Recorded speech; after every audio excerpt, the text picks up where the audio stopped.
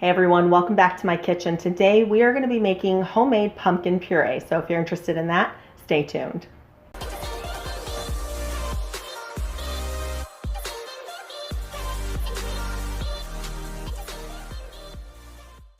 All right everyone, today we are talking pumpkin.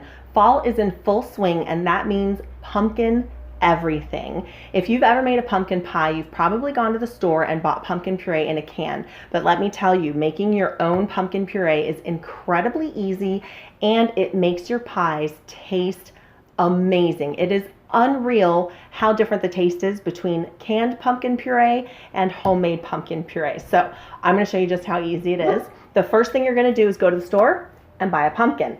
Now, these are different than the carving pumpkins that you use for jack-o'-lanterns. These are called sugar pumpkins or pie pumpkins. They're a lot smaller, as you can see. The flesh is less stringy and it's very sweet. If you've ever tasted the flesh of a jack-o'-lantern pumpkin, it's pretty bland. So you definitely want to make sure that you are picking up sugar pumpkins. Now, I've gone ahead and given these a good scrub to get all the dirt off. I used a nice little stiff bristled brush and gotten all the dirt off of it. And I'm going to set them just like this on a baking sheet. I've got my oven preheated to 375 degrees. I'm going to put these whole in my oven for about 1 hour. Now, you're going to know that they're done roasting when you can take a fork and pierce through the skin without any resistance. So it should be about an hour, maybe a little bit longer depending on the size of your pumpkin. So I'm going to go ahead and get these in the oven and I'll be right back. So my pumpkins are done cooking. They cooked for about an hour and 15 minutes. I put them back in for just a little bit, but I wanted to show you the fork test. So I'm just going to pop my fork in there and it goes in nice and easy on both of them. So that's how I know that they're done. Now what I'm going to do is, these are very hot, so I'm going to use a towel here. I'm going to cut these in half and then I'm just actually going to let them cool for about 30 minutes because I don't want to burn myself. So let's see if I can get this guy over here. Oh, it smells so good. Try not to cut my Silpat mat. All right. Ooh. Okay. All right, there we go.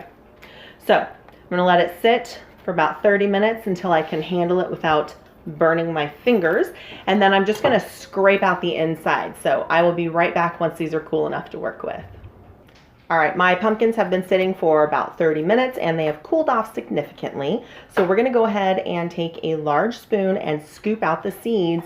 I'm going to actually save them though because I really love making roasted pumpkin seeds.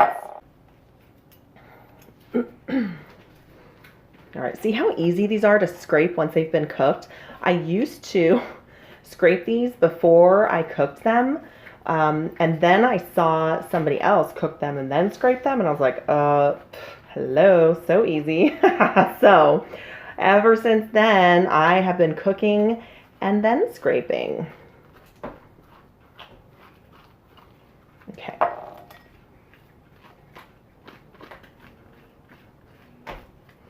So just get all of the stringy skin out. Oops. Save that one last pumpkin seed.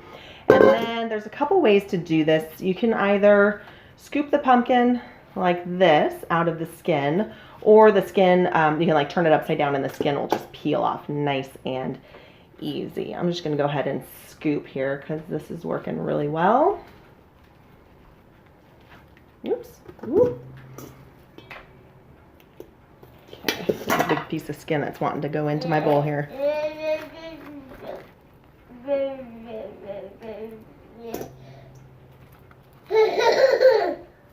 I have my assistant over there. She is very happy to be having some homemade pumpkin puree.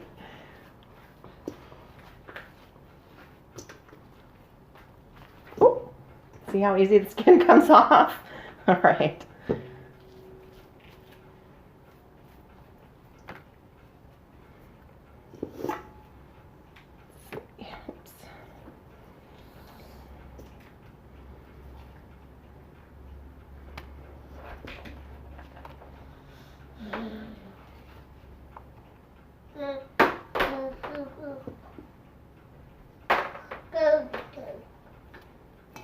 All right, so that's it for one of them. I'm gonna go ahead and do the rest, and I'll be right back.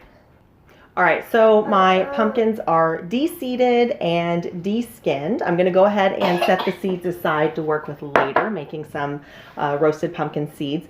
And then I just took a potato masher and just kind of mashed this so it's a little bit easier to work with. And I pulled out my blender. So what I'm gonna do is just scoop some into my blender and blend it until it's the consistency that I want.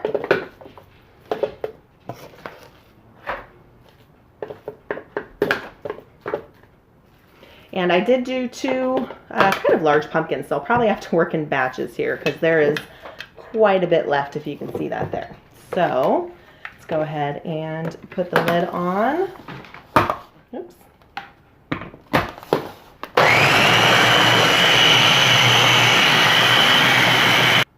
All right, so my pumpkin is pureed. Let's take a look at it. Oh, it looks so good. Look at that. Nice and thick and delicious. Now, sometimes if the pumpkins are quite watery, you'll need to strain it through some cheesecloth or something like that. But this turned out absolutely perfect. I don't need to strain that. Nice and thick. So I'm going to go ahead and finish pureeing the rest of my pumpkin, and then I'm going to actually portion it out so that I have some to work with right now, and then I'm going to freeze some for Thanksgiving, because these sugar pumpkins are actually not usually available around Thanksgiving time. So I want to make sure that we are able to have fresh pumpkin pie at Thanksgiving. So I'm going to freeze some, and it freezes really well.